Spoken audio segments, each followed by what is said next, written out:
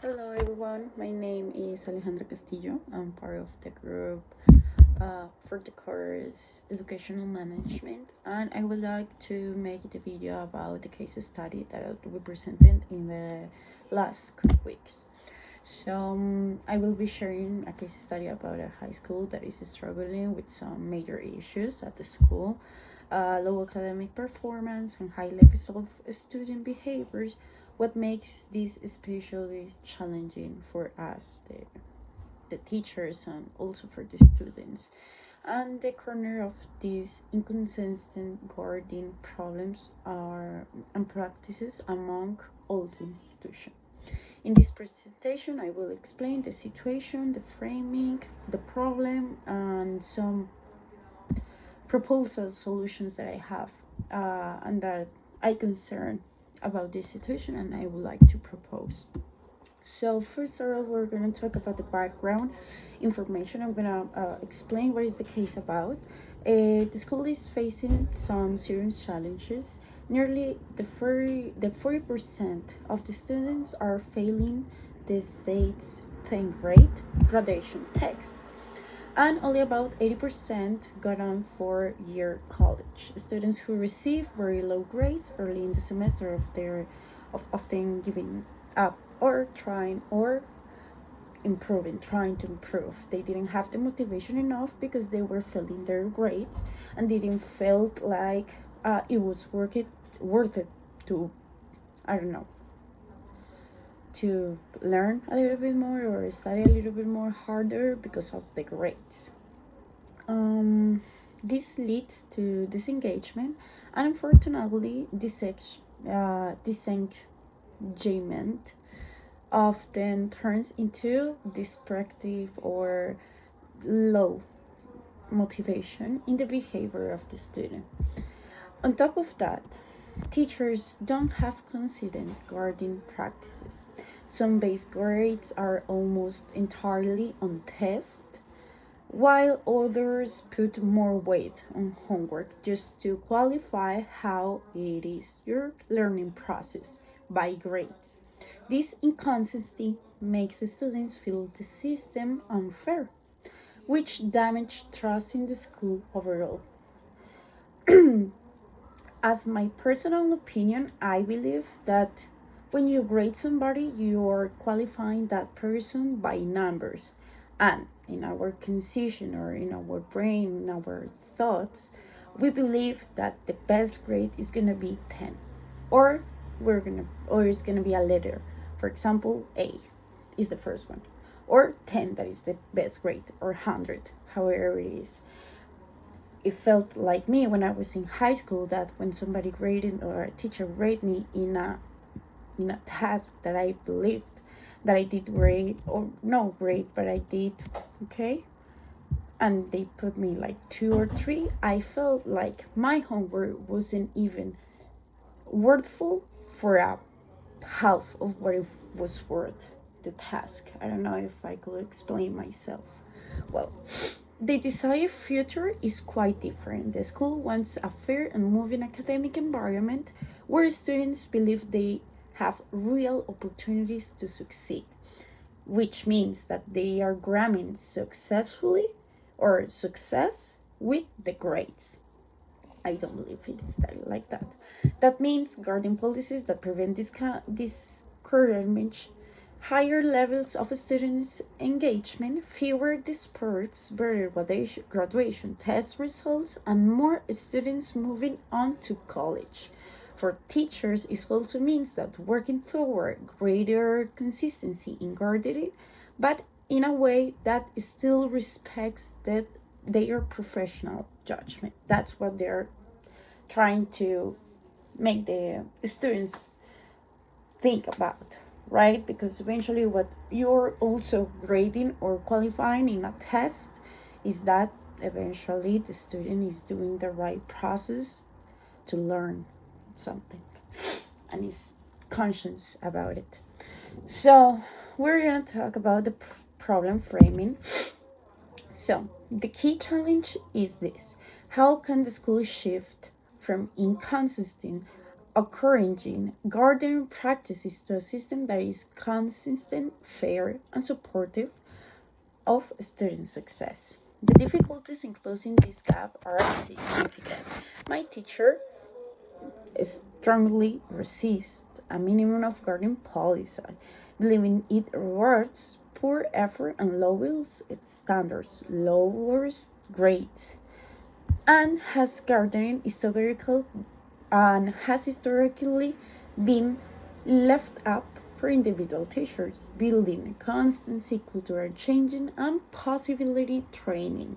The evidence of long-term effects to the minimum gardening is also uncertain, which makes convincing skeptical teachers even harder to believe that. There is the issue of balancing academics with concerns around differently and the leadership challenges.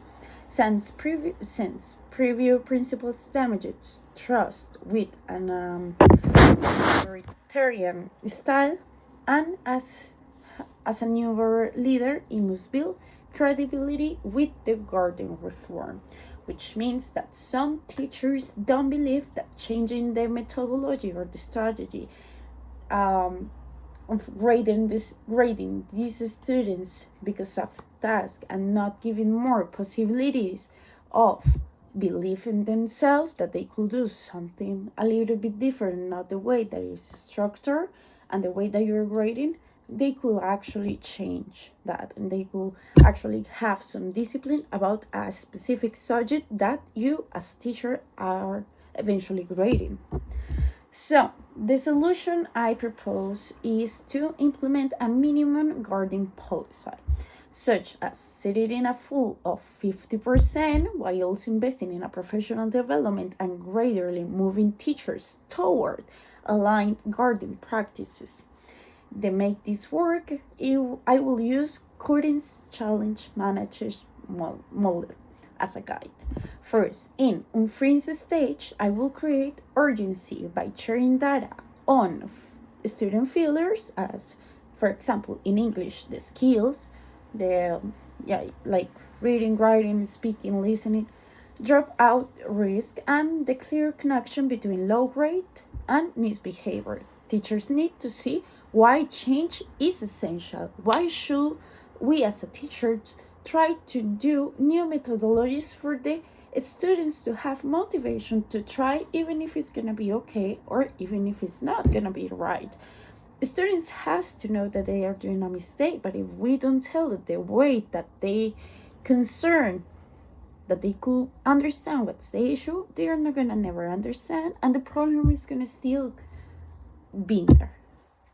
Next, in change state, I will start small by piloting the minimum grading policy in select classrooms. Alongside that, I will offer professional development and create structured opportunities for teachers to discuss their concerns, share feedbacks, and help shape to the policy. It also refers for us, the teacher, to be together as a group and to be together as the guides of our students to complete and to make an investigation of what will happen if we will have changed some methodologies when we have take consideration these problems, this issue. Finally, in the refreeze stage, once we see positive outcomes, I will work to institutionalize consistent gardening practices across the school. This means celebrating small successes is reinforcing trust with teachers and keeping open feedback loops so the system feels collaborative rather than impulsive.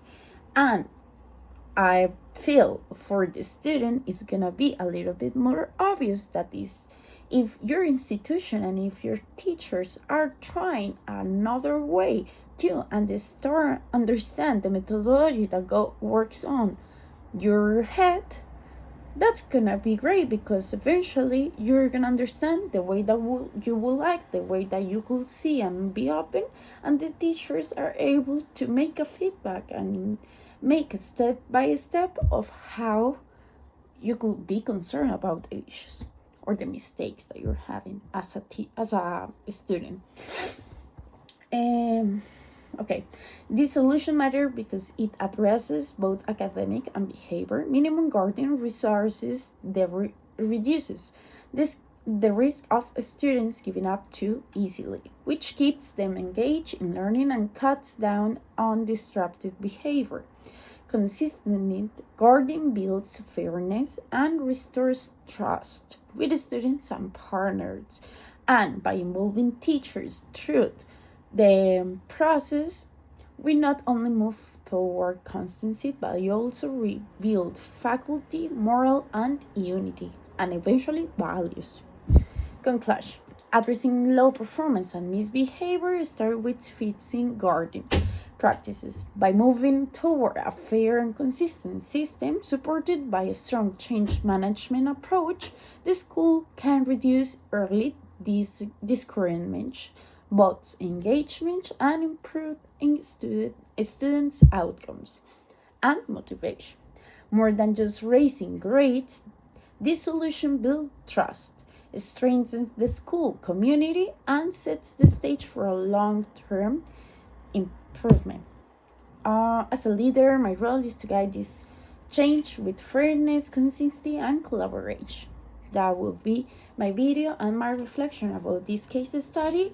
I believe it comes really out of my way of think and my thoughts, because eventually that's what I'm trying to do in my classes and with my practices right now, now that I'm in sixth semester. So that's what are coming out of my thoughts and the readings that I have doing. So thank you so much for being in this YouTube video, and I will upload this, and let me know if there is any concerns or if you have different thoughts, and thank you for watching the video.